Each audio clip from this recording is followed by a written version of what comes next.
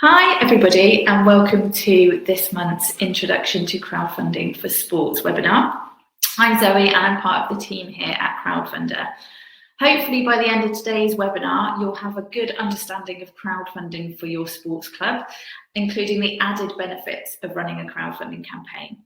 We'll also be looking at the extra funding opportunities available through Crowdfunder UK. And I've been joined by the wonderful Nadine Karoma from Sport England, who's going to be talking through both funds that are available from Sport England for eligible sports projects. We're also lucky to be joined by Joe from York RI New Lane Community Sports Club. He'll be telling us all about their recent successful crowdfunding campaign and sharing some really useful hints and tips with all of you here today. At the end of the session, you'll be sent a link to the Learn platform, which will show you how to crowdfund, giving you all the tools you need to run a successful sports campaign with step-by-step guides and training to get you planning, creating and running a successful sports campaign. Before we get started, there are just a few quick housekeeping points to run through. We have allowed 60 minutes for this session. That does include a Q&A at the end, so please do make use of the chat box, which you should see on the right hand of your screen. My colleague Charlie has been sharing some messages in there for all of you. Feel free to introduce yourselves, let us know whereabouts you are in the country, your sports club, maybe even your potential project idea. But if you have any questions, pop them in there and we'll get through as many as we can towards the end of the session, and Charlie will be sharing those all-important links to resources as well as we go through the slides. It's a live session today, so the whole thing will be recorded. You will receive a replay link to watch this back in your own time, so we'll send out a follow-up email including those links to resources as well as a replay. If you're sat there wondering if you're going to feature in the recording, you won't do. We can't actually see you guys. You can see us, but we can't see you. If you do have any issues with your internet connection, then do just click the refresh button, which should be up near your browser bar on your device, and that will bring you straight back into the live room. Finally, if you are wondering about your potential campaign, you have specific questions that you might want to ask about your club or your eligibility, we will also be sharing the email address of Sport England so you can talk to those funding partners directly if you need to, and we'll be telling you how to get in touch with us and have a session at a drop-in with us as well with any future questions that are really specific to your campaign. We've got a really jam-packed session to get through today, so let's get started. What I would love to do, first of all, is I'm going to put a poll into the chat box here, just to find out what your knowledge of crowdfunding is before we go into a bit more detail. So have any of you here today donated to a crowdfunding campaign before?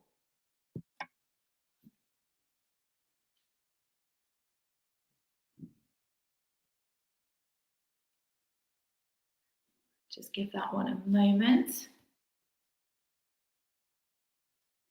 Okay, brilliant, thank you. So it's around 60% of you haven't, 40% of you have.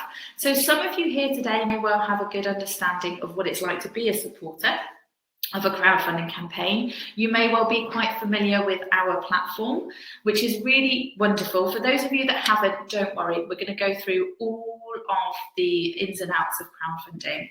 One thing I'd like to find out as well is, has your sports club crowdfunded before? We do often see sports clubs come back to crowdfunding time and time again. So for some of you here today, your local sports club or the sports club that you're involved with may well have run a crowdfunder before.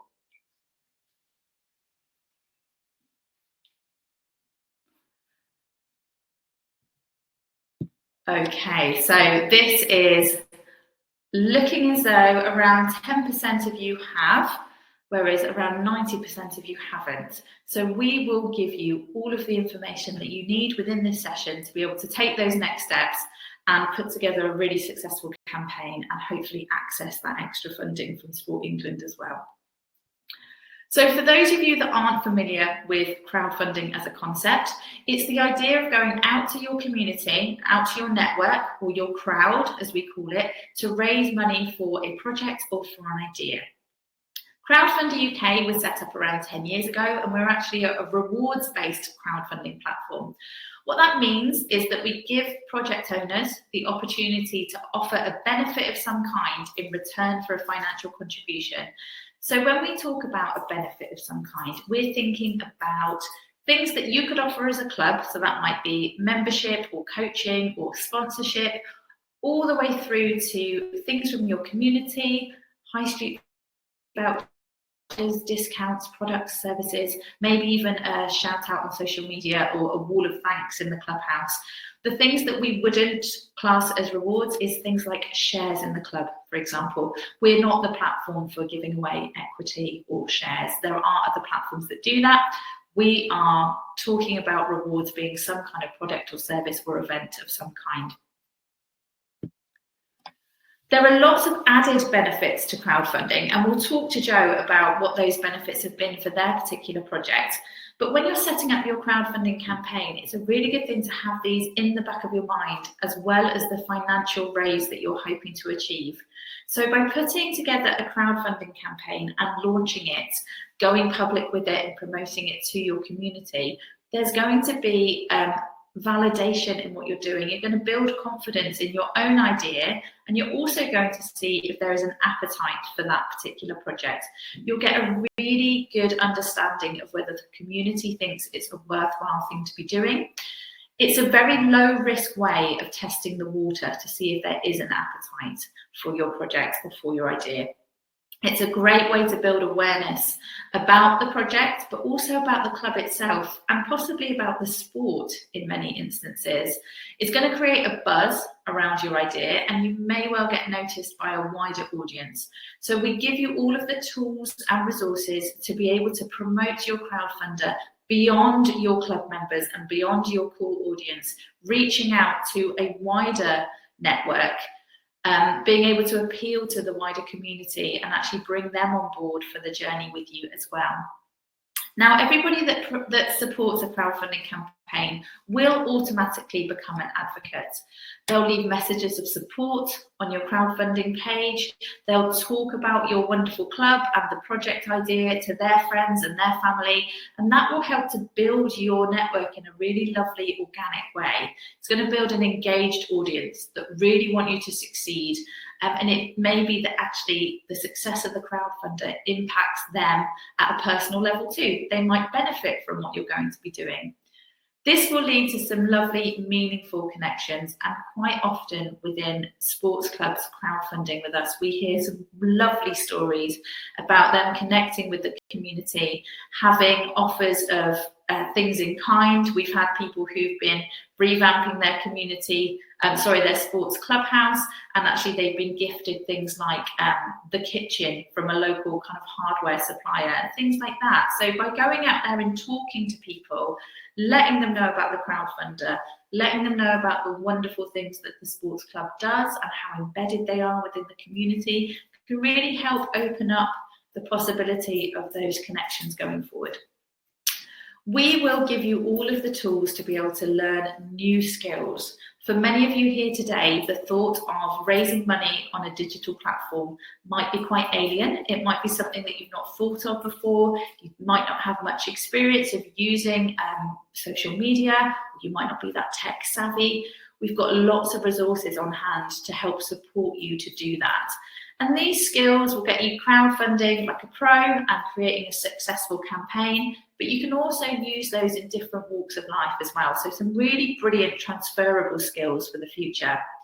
And of course, all importantly, being able to access the extra funding that we have available. So we work with both national and regional partners, providing over £10 million worth of additional funding for eligible projects. So we'll share a link, we'll talk about extra funding in more detail, and we'll share a link to our extra funding page. It's a brilliant idea to go and see what might be available for you within your area. And again, have that in mind when you're putting your page together. If you are eligible for extra funding, you can apply for multiple pots of money. So it can be a really brilliant incentive and a great motivator to actually get you kind of crowdfunding successfully and accessing all of that money. So why do sports clubs crowdfund well? Well, essentially, it's because you have a captive audience already. We see all sorts of different sports clubs come through the platform, everything from ice hockey to bowls to tennis to skiing and surfing, everything to do with sport that you can think of. We've probably seen it on the platform, and they all have one thing in common, that they have a really invested audience at their fingertips. So their crowd that they can access, that will get behind the project, are right there. The network exists because you are a sports club with members, with different sports clubs that you can access as well, with different community organisations around you that may well use the facilities that you already have existing relationships with. And that is half the battle when it comes to a successful crowdfunder, is actually accessing those networks. The other thing that works really well with sport is you all are a very competitive bunch by nature. Being competitive, wanting to be a success, is something that's going to drive the campaign forward. You can do things like set fundraising challenges. Think collaboratively about about how you're going to put your campaign together. Include those around you. So include members of the club, include parents of the youth team. Think about how best you can utilize people's skill sets. It's something that works best when it's done as a team. So team sports obviously feature quite highly within the platform. They do really, really well. They just need to reach out to those around them and actually bring in a kind of team to help them push the campaign forward, and reach out to the local community as well.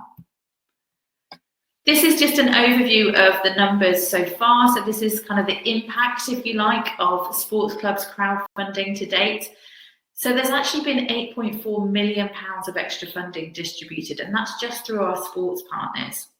We've seen over 4,000 projects over the years launch and be successful on our platform. Collectively, they've had over 300,000 supporters. So huge numbers coming through the platform, huge amounts of support. And in total, those projects have raised over £26 million to be able to make their ideas and their projects happen. So it's a really brilliant hub to be able to get inspiration, see who's come before you, see which types of projects have been funded, have received extra funding, and take inspiration from those projects. It's a really successful way to raise the money if you embrace all of the resources that we have on hand for you. Now, one of the funds that is really vital for all of you here today will be the funds offered by Sport England. There's actually 2 funds available from Sport England currently on our site, and to tell you more about those is Nadine from Sport England. Hi Nadine, are you there? Oh, you're on mute, I think, at the moment, Nadine. I can't hear you, I'm afraid.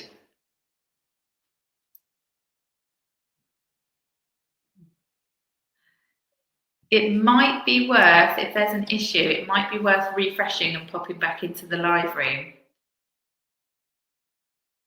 Hopefully we'll get Nadine back in just a moment, because it's always great to hear from the funding partners. I can't hear you. If you like, I can do an overview of the fund and then we can link back round to you, hopefully in a moment.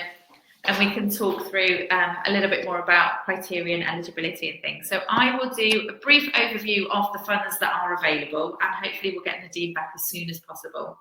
So there are 2 pots of money, as we mentioned, from Sport England.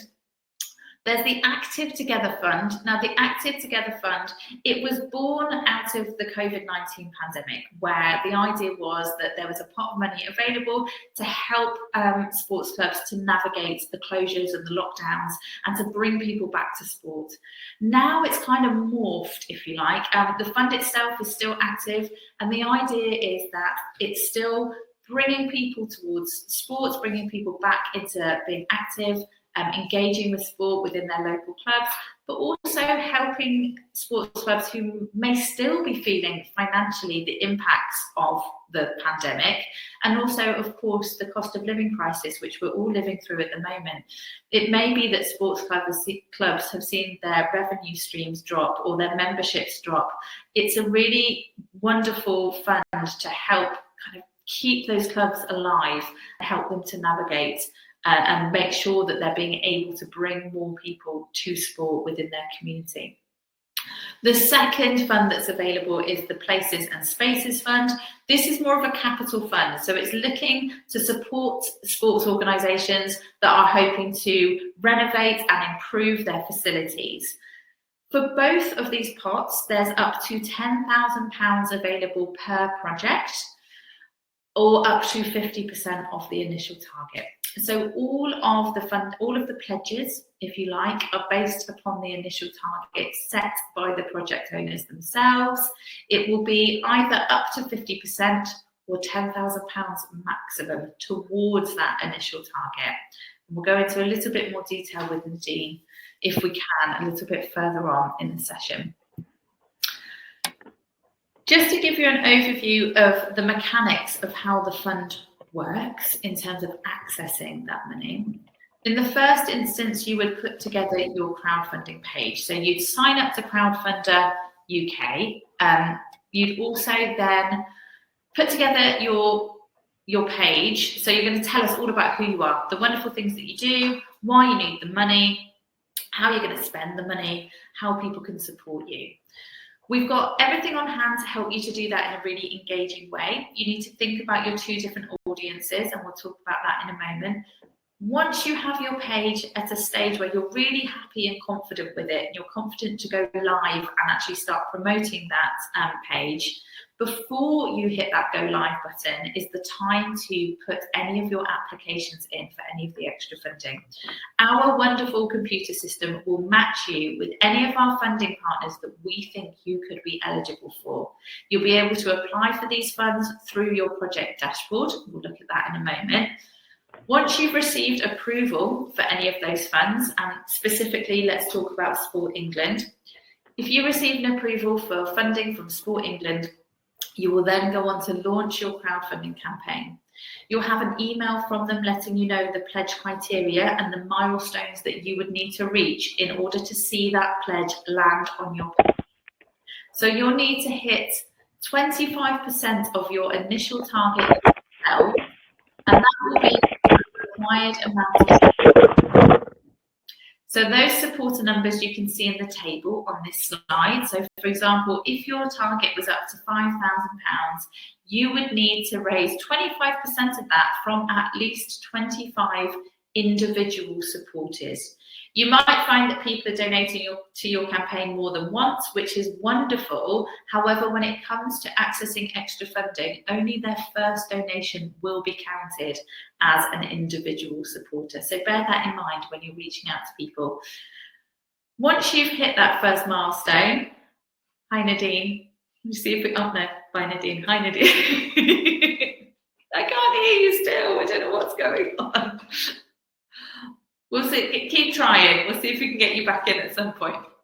So you've hit that first milestone, 25% of your initial target from those 25 supporters, because your target is £5,000, let's say. You will see the extra funding pledge from Sport England land on your page. You'll be able to see that in your target amount raised bar. So that will show as a pledge from a supporter. There'll be a lovely banner on your page saying that you've been supported by Sport England. In order to secure that pledge, you need to keep crowdfunding until you've raised 100% of your target. Once you hit that 100%, everything that you've raised so far, including that extra funding, has been secured and will be paid out to you at the close of your crowdfunding campaign. Now, if you still have some time live on that campaign, you can continue to raise money. It might be that you have a bit of a wish list for all of those added extras towards your project delivery. You would factor that into a stretch target. You'd set a separate goal to go back to your supporters and say, thank you so much, we've hit our target. We're now going to try and raise this amount of money to be able to really enhance our project. And you just keep raising money until the close of your crowdfunding campaign. And then all of that money will be paid out from Crowdfunder. So the money you've raised from your crowd, and then in a separate payout, you receive any of that extra funding as well.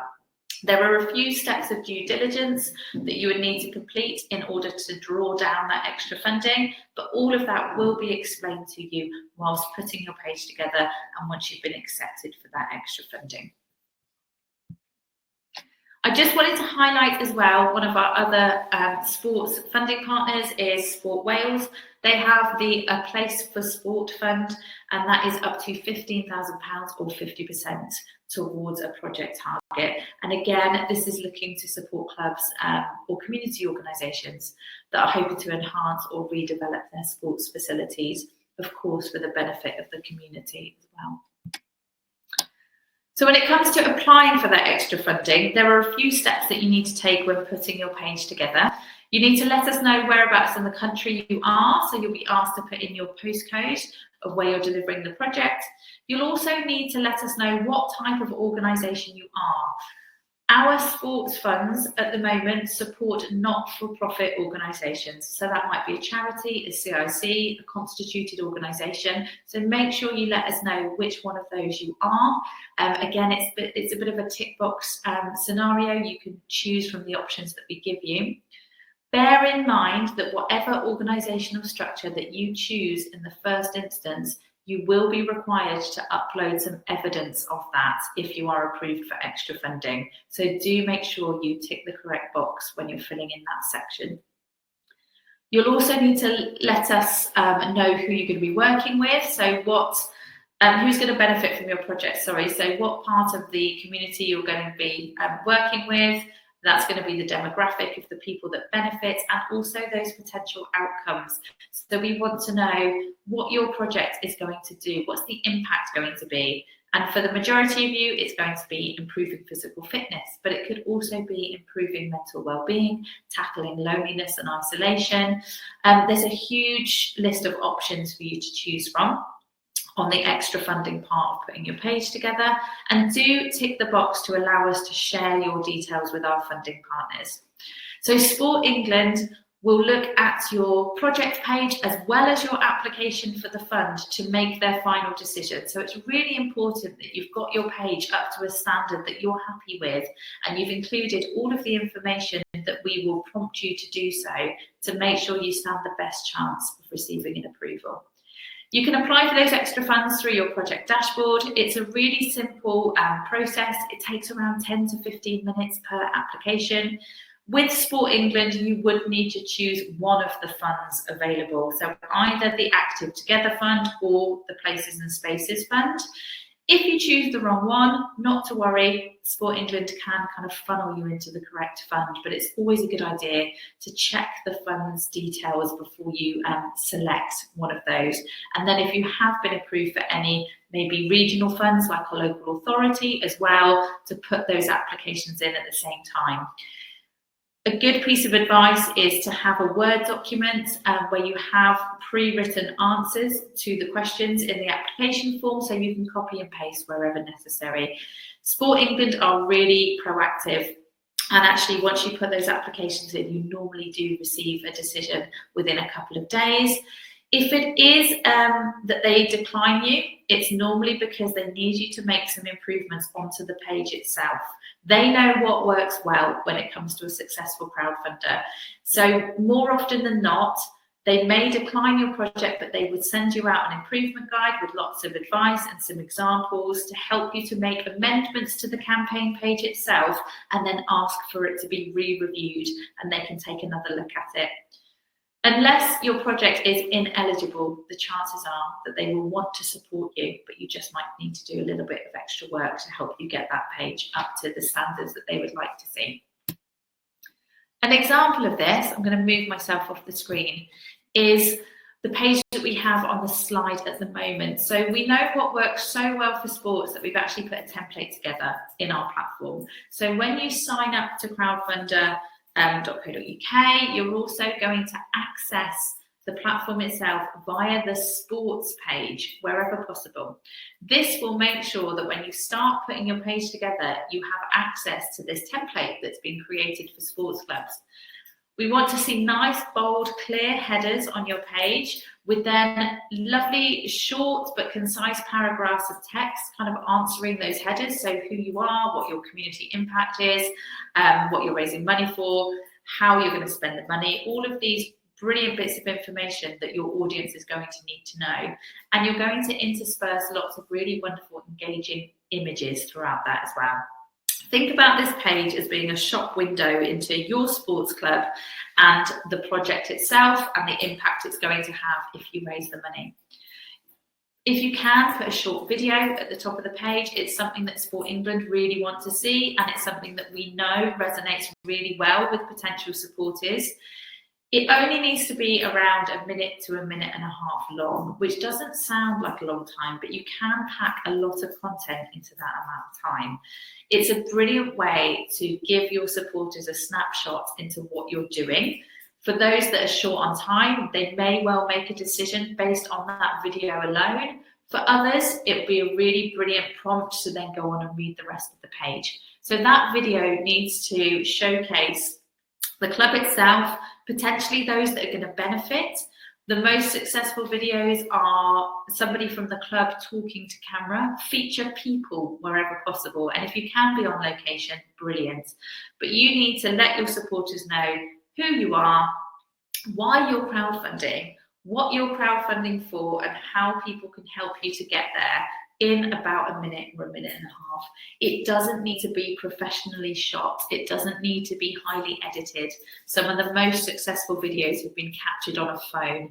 It just needs to be personable. It needs to have personality in it, and it needs to really showcase the club and its impact, and especially its community impact. We mentioned rewards right at the top of the session. Rewards are a brilliant way to actually reach out to your community and engage those around you. So you want to get inventive with those rewards, and you want to think about things that you can offer as a club and things that those around you could maybe gift to your project as well. So things that we see coming through for sports clubs, this is just a snapshot on the page here. We see all sorts of weird and wonderful things. We've got fish and chip vouchers. We've actually got a stay at a bunny hotel, so a bunny boarding hotel. We see things like vouchers for dog groomers or to the local tourist attraction. Even things like MOTs that have been gifted by the local garage. It's a really challenging thing to do, but a really wonderful thing to do, to go out into your community and talk to businesses, talk to people within your network about their skill sets as well, and how they might be able to offer up their time to be able to have a reward from them listed on your page. Wherever possible, try not to have a financial outlay for those rewards so that you can maximize the amount of money that you're pricing them at. It's always a good idea, if it's a product or a service, to list it below the RRP on your crowdfunding page. So people are really incentivized to claim that reward from you and have their money go towards the club's crowdfunder rather than just go and get it on the high street. Something that works really well as well is to think about the timing. So what's going on in the world when you're running your crowdfunding campaign. So just for example, at the moment, we're coming into exam season, aren't we? And we've got things like GCSEs coming up, A-levels. People might be putting in university applications. Do you have any links with the local school? Do you have any links with parents who might be lecturers or tutors or teachers that might be able to give up their time and maybe do a bit of online tutoring, for example, or help somebody with a bit of CV writing? Something like that always goes down well at this time of year. Another brilliant thing to consider is opting to be a multiplier on Crowdfunder. What that does is give people the ability to fundraise on your behalf. So you'd need to contact us at Crowdfunder UK to action that for you. But if you did decide to become a multiplier, on your page there would be a little button, as you can see here, saying become a fundraiser. People would click on the start fundraising option and they'd be prompted to set up their own little individual fundraisers. You can see a couple here on the right hand side of the slide. They would then share those with their networks. It might be that you can set a fundraising challenge as a club and you can send that out to not only your club members but the local community, maybe the local schools, colleges, to get them involved.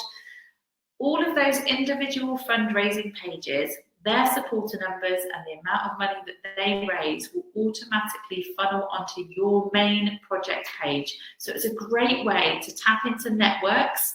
It's a brilliant way to ramp up those supporter numbers And if you want, you can share the rewards from your main page with these small individual fundraisers as well, so that all of their networks can have access to those wonderful rewards that you've got. Now, somebody that's run a really successful campaign, who's here to talk about their experience and hopefully give you some hints and tips on how to do it successfully, is Joe from the brilliant Keep the Lights On project, and we'll pop a link into the chat box to that page. Hi Joe, how are you? I'm good, thank you. Can you hear me? We can hear you, that's exciting. Thank you so much for joining us today. No Would problem. you mind telling us a little bit more about your project, please? Yeah, of course. So as you can see on the screen, I represent York RI, or New Lane is the site where we're based, and it's a large sports club in York. And RI actually stands for the Railway Institute, so it's the historic club of the railway workers. So we have based at the site, we have football, we have rugby, and we have netball, and then lots of other activities. And we basically, so there's lots of people on site all the time, and obviously all through the day and in the evenings. And then what we started to do was, our lights broke as football, so I helped with the football section mainly, and our lights broke, so we thought, oh, let's start raising some money and we can replace our floodlights. And then obviously with the fuel crisis and the challenges there, we were told that as a site our bills were going to go up by about 350% when we came out of our cap, and obviously that would affect all the sections. So we decided what we'd do, and that was going to use up all our reserves basically. So we'd probably saved enough money to do a couple of lights, but we were aware pretty quickly that we weren't going to have enough money even to do one set of lights just for football.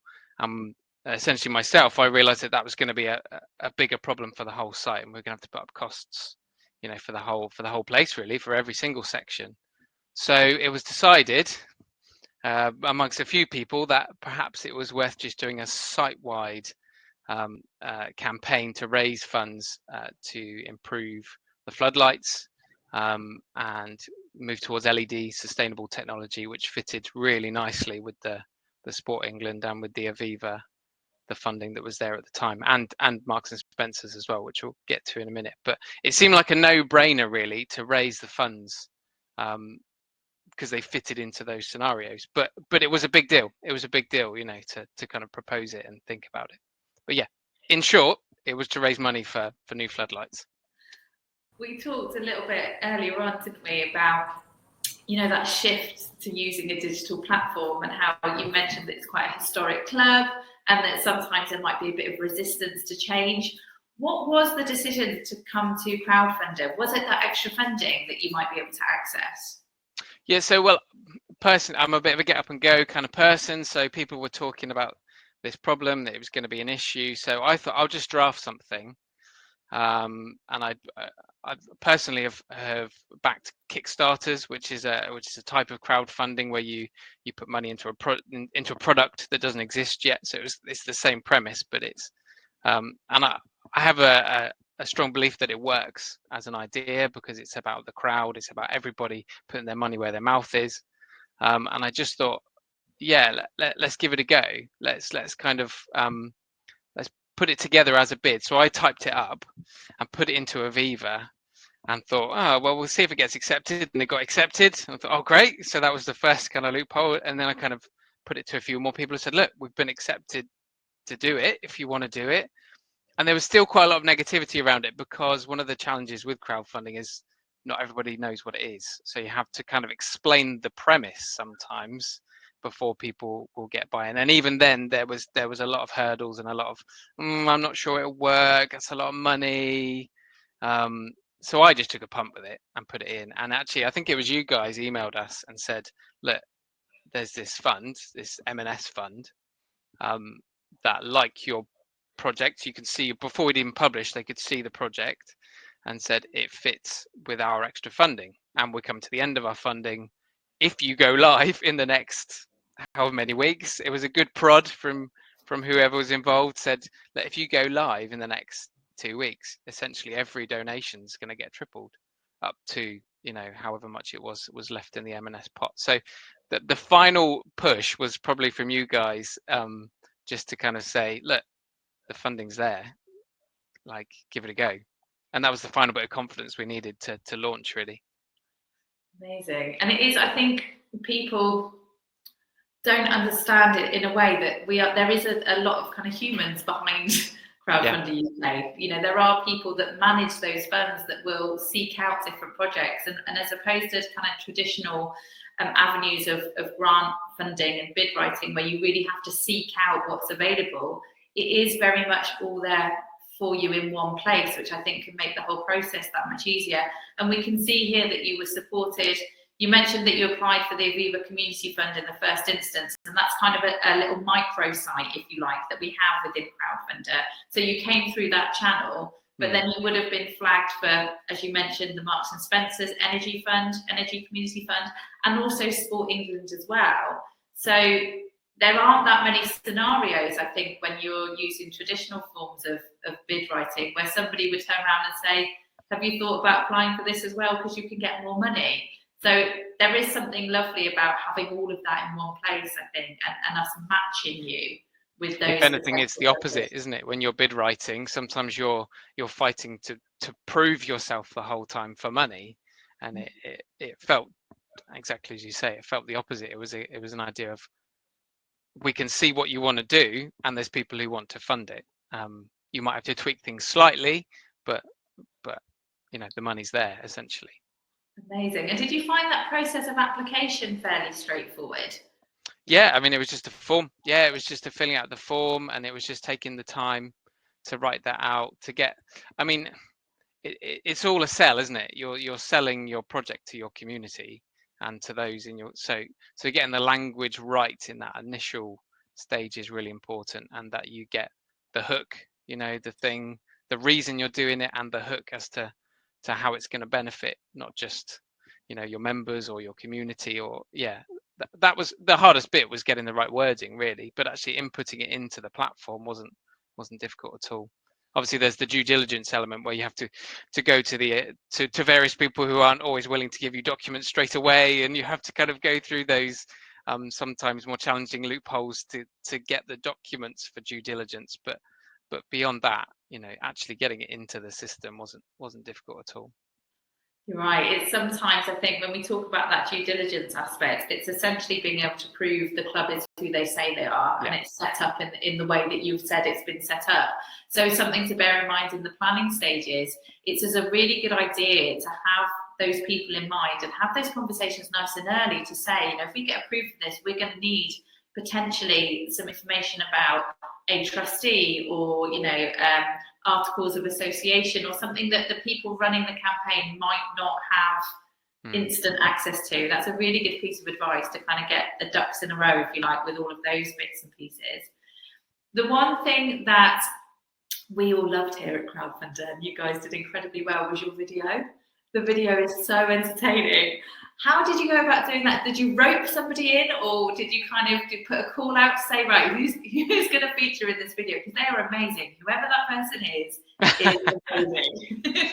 So we have an absolute hero at our club. Well, there's heroes in every sports club, isn't there? And there's particularly two heroes at our sports club. Two ladies who give just unbelievable amount of time to the club. One who heads up the whole site, and one who heads up kind of football, really. And so I went to both of them. I made the video.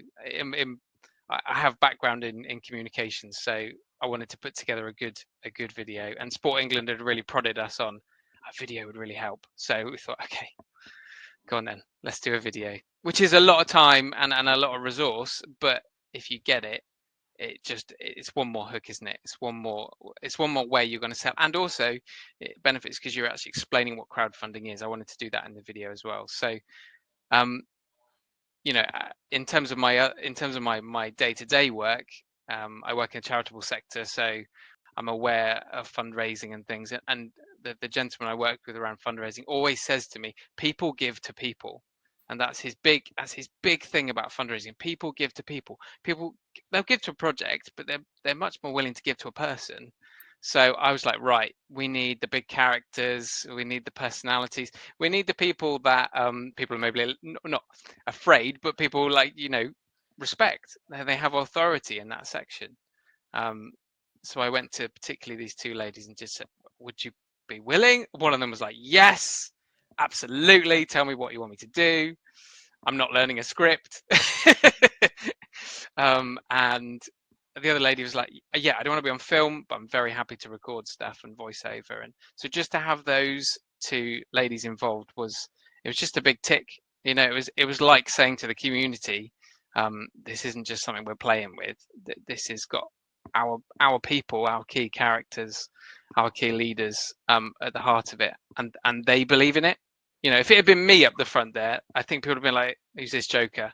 But by getting these two ladies, people with the regional accents, I think was really important. Yeah, obviously you can tell I'm not from York originally, so if it was me up there, it wouldn't feel natural, it wouldn't feel personal. So particularly with the lady that presented in the video, I scripted something for her in her kind of voice, but then on the day I read it to her and then she just talked it back to me as she would do it, and we recorded that.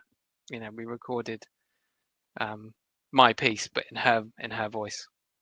It works so well, and you're completely right. And we say it all the time here that people support people. That's why it's so important to, no matter how scary it might be, people need to be visible in the videos. They need to be visible in the pictures that are on the page as well. There's, I think, a temptation to have it look so slick, and that there's lots of kind of highly edited drone footage, and it's all about kind of the overview of the club, and that's great in some instances. But I think when it comes to crowdfunding, it's all about that grassroots. It's all about the people and the characters at the club, and getting that sense of personality across is what's going to resonate with the supporters. And you can see that you've had 210 supporters, which is big numbers. You've really connected with the community at large, and probably not just your club members.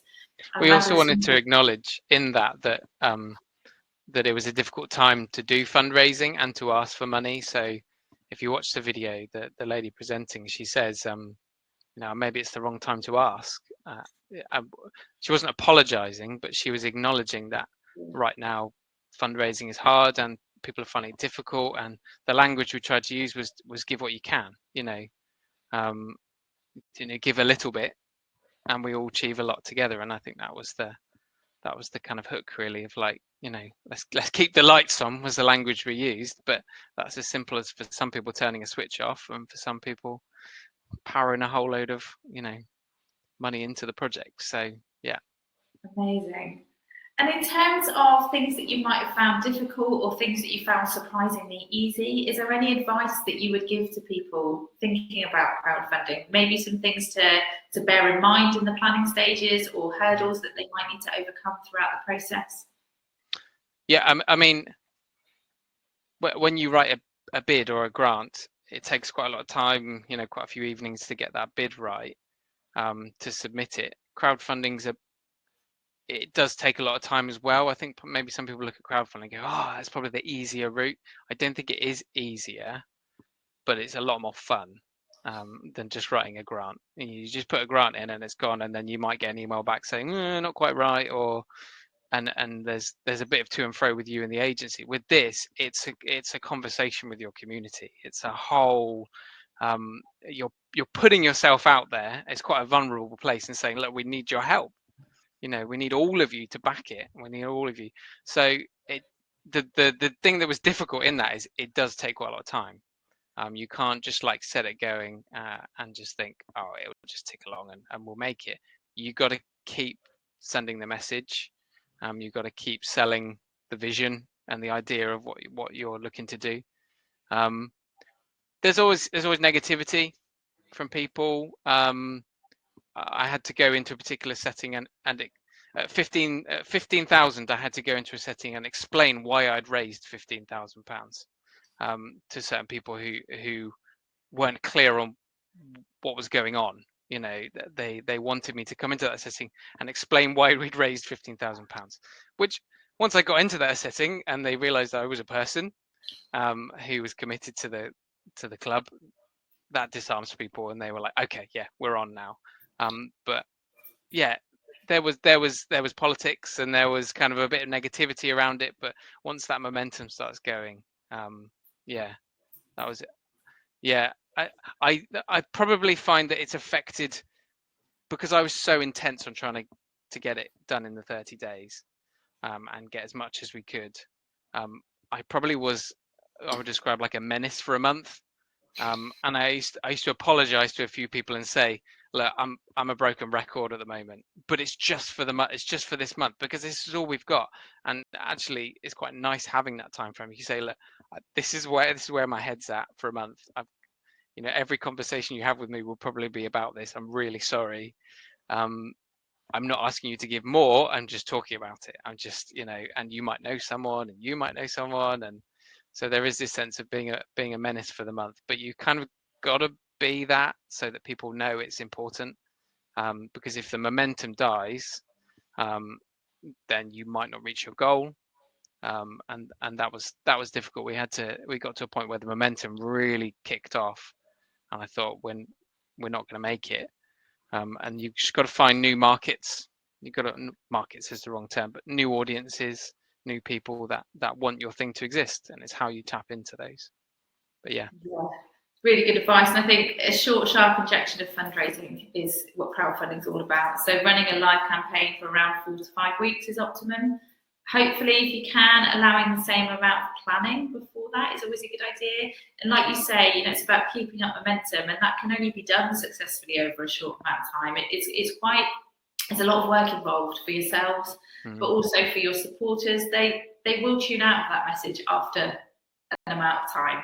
So, to constantly be going back to them for months and months and months is going to be kind of draining for both of you. So setting a nice short time frame and having a plan in place, like you said, to keep up that momentum, because we do naturally see a bit of a drop off in pledges in like the middle of a campaign, and then it ramps back up again. So knowing how to combat that by, as you mentioned, reaching out to different audiences, or thinking about some varied content to promote, or going back to people that haven't engaged already. It's a lot, isn't it, keeping up the momentum, but it pays off in the end. But yeah, give yourself 4 to 5 weeks, I think, is optimum. In terms of any of those added benefits, Joe, before we move on to kind of towards the end of the session, did you notice anything on top of that financial raise that would be maybe one of the benefits we mentioned at the start of the session? Yeah, absolutely. I mean, as I said earlier, it's about people putting their money where their mouth is. So it's about everybody. You say it's not about selling shares in your club, but in some ways it is, because everybody is putting a little bit in to see that project exist, and people will then hold you to account for that. I've had people since the project saying, "How's it going?" And I know they put in like a $5, but they want to know what's happening because it was their money, and they want to see stuff happening, and they want to see that existing. So I think that's a good thing. I think like our community holding to us to account for the money we raise and what we're moving towards is healthy. But it has garnered a lot of support and a lot of appreciation and a lot of thanks. A lot of people have acknowledged, oh, I'm willing to give this because I appreciate what you do so much. And people wouldn't, we're not always great at saying thank you, are we? Particularly as Brits, maybe. Particularly as Northerners, maybe a bit more. Thank you, but actually to make sure that there's that appreciation, and people have come to me and said, "Oh, the club has done so much for my boys, or for my kids, or for my husband." Or we had a 97-year-old who just put a donate. Well, she got someone else to put the donation in because she didn't have internet banking, but she wanted her grandson put it in. Because the club would give so much to her late husband. So she was like, yep, I'm putting money in. So you get all sorts of just that thanks and that appreciation, and you realize you're spread as a community, and you realize what that is. And for me, actually, we would like to do some bigger things at New Lane. And this was a bit of a test to see, is there the capacity in our community to raise significant amounts of money? And the answer was yes. And with a bigger project, like I genuinely believe we only tapped into maybe 30, 40% of our sporting community at New Lane. I think there was things we could have done that would have meant we'd gone wider. And I don't think we fully tapped into the full areas of York, if not wider. I think there's a huge amount more that could be raised. Obviously, we need a bit of a breather away from that, you know, and be asking too often, but I think there is a huge capacity as a crowd for us to achieve things. Amazing, and like you say, this might even be the first phase of a bigger thing. You know, you've seen the proof now that you have the capacity as a club to really engage with your community and bring in really healthy amount of money, and of course tap into extra funding. So it might be that further down the line, this is something you guys come back to. We'd love to see you guys raising money again. But you did so well, Joe. Thank you so much for joining us as well. Would you mind hanging on while I just go through a few more slides, and then we can come back for a Q&A?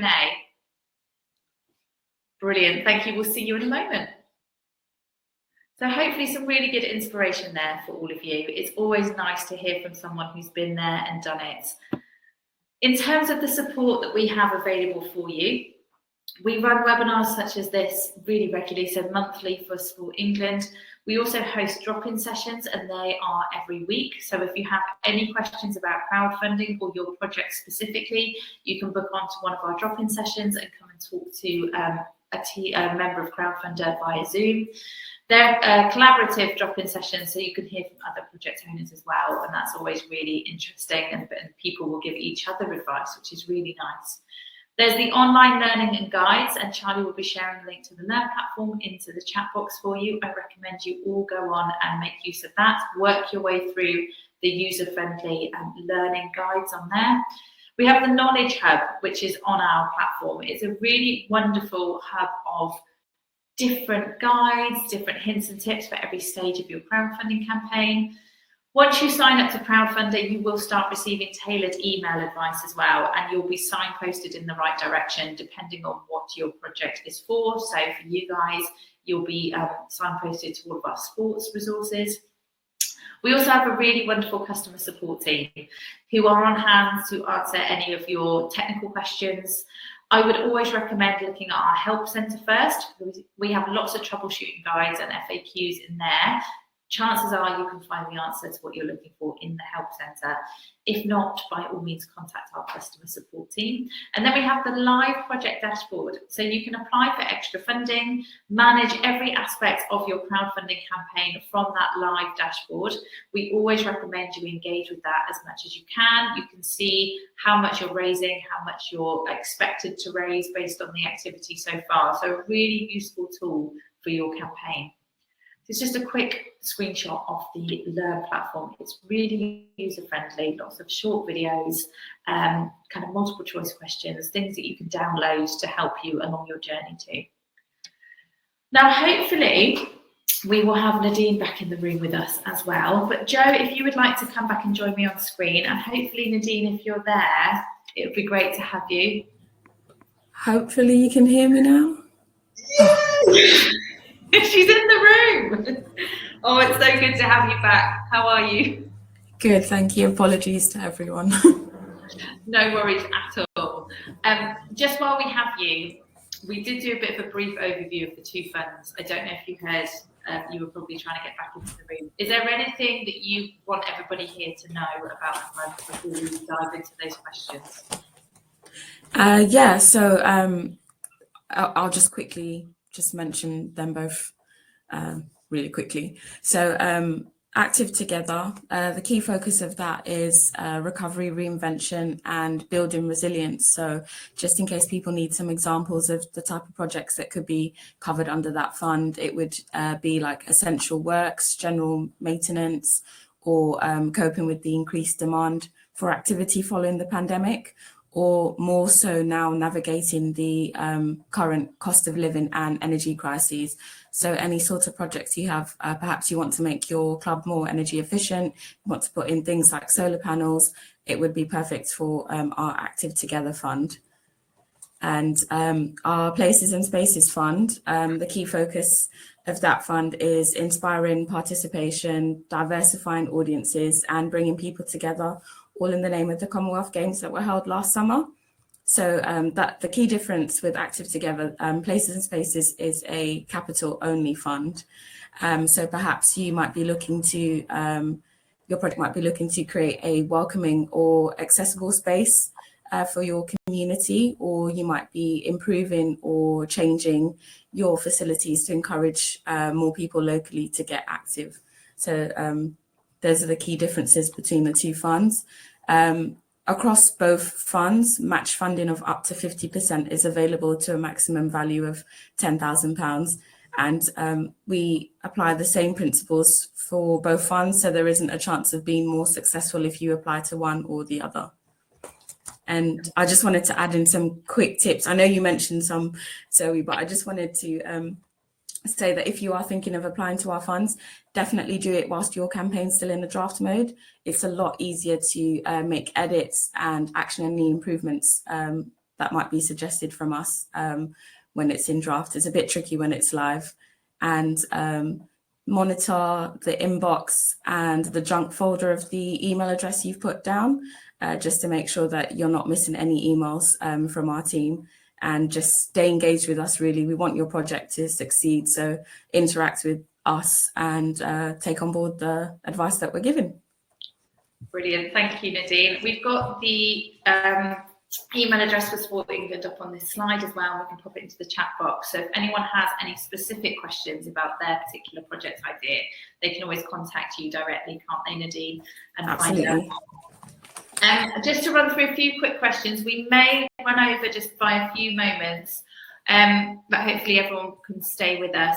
So we've had a question in from Owen, wondering about the fees. So do fees apply to the total amount crowdfunded, including the extra funding, or do the fees only apply to the amount raised through the crowd?